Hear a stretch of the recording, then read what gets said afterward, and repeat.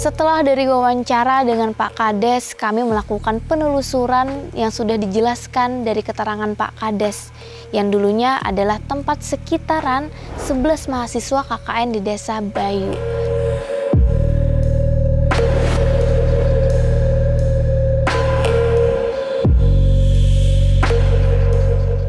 Di perjalanan kami memang mendapati jalan yang ditempuh itu masuk ke dalam hutan.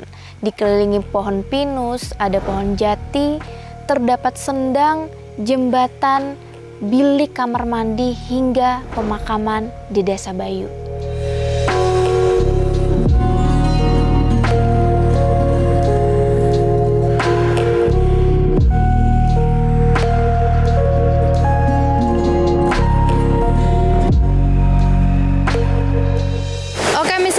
Kita udah ada di atas sebuah jembatan, dan ini jembatannya dikatakan berkaitan erat dengan cerita KKN di Desa Penari. Langsung aja kita tanyakan kepada Mas JL, apakah itu benar? Kalau menurut saya ini masih dugaan ya, diduga. Karena memang satu-satunya jembatan yang view-nya mengarah ke Gunung Raung untuk ke Darungan ya ini. Jadi dari jalan raya besar itu masuk hutan pinus, lalu lewat jembatan ini. Kalau di film kan itu ada, ketika lewat jembatan kan ada view gunung ya, yang hampir sama view-nya ya jembatan ini satu-satunya. Cuma jembatan ini kan dulunya jembatan gantung, dan ini kemarin tahun 2019 ada banjir bandang, jadi kondisi jembatannya ini dibuat seperti ini. Jadi ini dibuat sementara. Oke. Berarti kemungkinan ya, ini masih bentuknya dugaan, ini adalah jembatan yang dimaksud di dalam thread horor KKN Desa Penari ataupun yang ada di film. Oke, kita lanjutkan. Setelah ini kita akan lanjut lagi ke desa yang hilang. Jadi ini perjalanan masih panjang ya.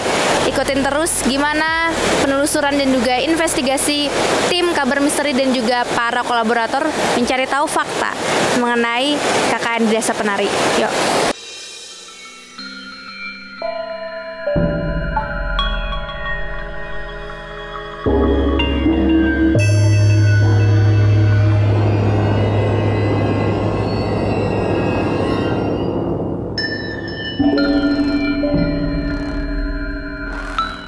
Oke, Mystery Seekers, kita baru aja sampai di Darungan.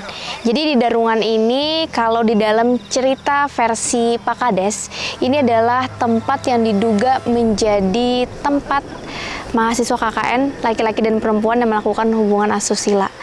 Nah, untuk itu kita akan sama-sama bersama dengan Mas JL dan juga tim dari Mbah Wat yang merupakan ilustrator. Jadi mereka yang bisa melihat makhluk-makhluk yang tak kasat mata dan kemudian menggambarkannya seperti apa wujud mereka.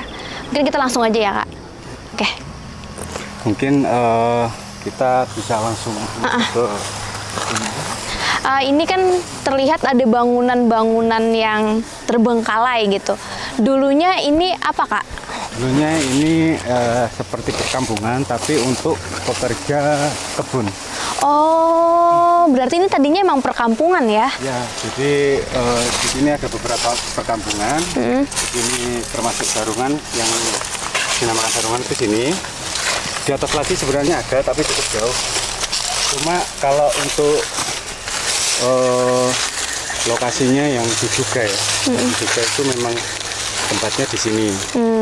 Dan keterangan Pak Kades pun untuk dugaannya di sini memang ada dulu itu ada beberapa anak KKN ya. Kalau saya tahunnya itu masih kurang tahu, mungkin datanya bisa diambil di Pak Kades atau di kantor desa, itu bisa dilihat. Terus kalau di sini memang kalau orang dari kebun biasanya kalau menjelang senja itu ada yang manggil biasanya. Yang manggil. Ya kalau orang sini sih biasa. Ceritanya seperti itu, banyak cerita seperti itu. Jadi ketika mereka cari bambu, di atas sana kan ada hutan bambu. Biasanya cari bambu atau cari rumput. Kalau orang sini sudah biasa seperti itu. Tapi kalau memang orang yang baru ke sini atau sendirian, biasanya ada yang manggil. Gitu. Oh, berarti itu ada memanggil nama mereka atau manggil sapaan gitu? Kalau cowok biasanya cak gitu. Oh, sapaan ya? Ya, nggak tahu itu apakah suara hewan atau burung. Saya juga nggak tahu, tapi memang banyak cerita yang seperti itu. Itu cerita warga. Oke, cerita warga. Mungkin bisa dilihat. Dilihat dulu. Ini sama.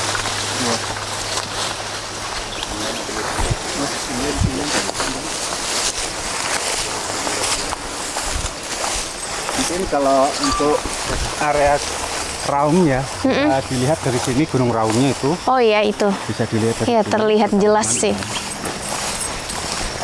Ini nggak bisa masuk. Ini sejak tahun kapan, Mas Jal? Ditinggalkan seperti ini, darungan ini? Udah lama, Mbak.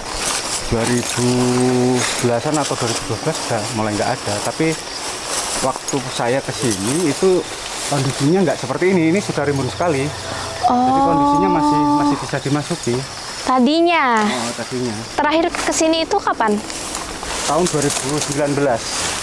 Oke, ini di belakang kita seperti yang dilihat ya sama Mystery Seekers, terlihat sisa bangunan dari pemukiman Darungan.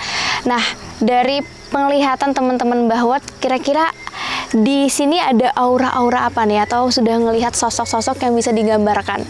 Ya, di sini memang banyak ya. Kalau saya lihat ya, kita masuk dari awal, dari situ sudah disambut ada sosok-sosok orang-orang zaman-zaman dulu yang masih pakai kemben itu, tapi masih era Belanda kalau di sini. Dan ada sosok tinggi besar di daerah belakang tadi yang ada satu rumah di belakang itu, sosoknya hitam gede, kalau bisa disebut itu genderuwo ya. Terus di sana juga ada sosok siluman, kalau di sana ada siluman.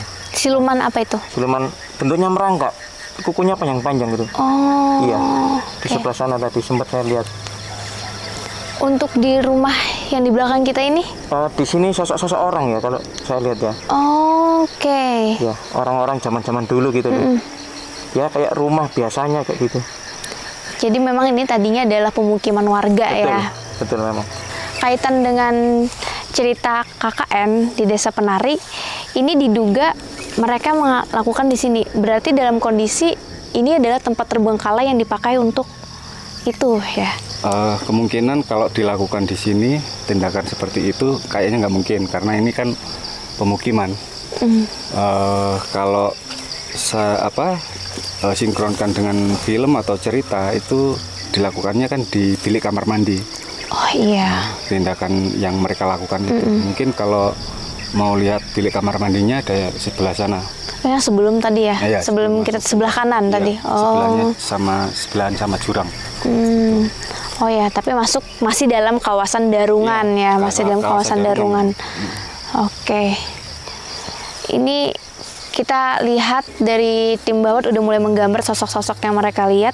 Tapi apakah di sini dari banyaknya sosok yang dilihat ada energi dari Bima ataupun Ayu? Nah, kalau saya pribadi saya lihat masih belum ya kalau di sini ya. Malah saya tertarik di Rowo Bayu tadi.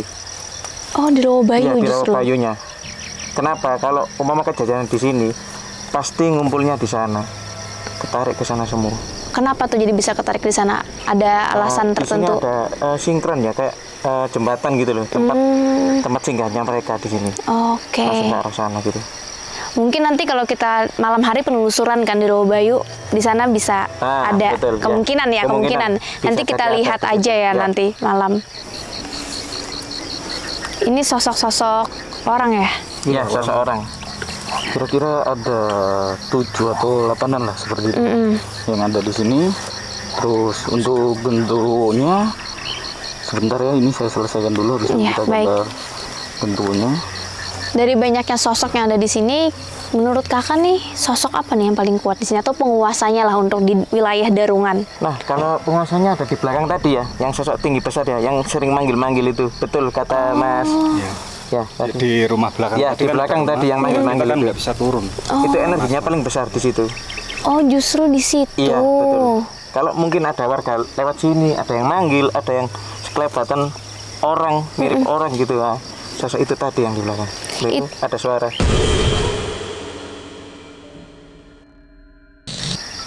Nah, dengar kan? Suara apa tuh? Itu yang siluman tadi. Caranya panggil nggak? Suruh apa gitu? Oh, bukan sorry. Yang tadi, yang pertama. Itu suaranya loh, yang. Oh, itu suara siluman. Ya, betul. Kedengar This is- Mas ya. Ada satu makhluk gitu yang kuat di sini, atau tadi kan dibilang ada makhluk besar yang seperti genderuwo. Iya. Itu. Mungkin saya coba dulu ya ini ya. Ah. Bisa di off-kan dulu. Silakan aja, silakan. Roll aja, kita candid aja.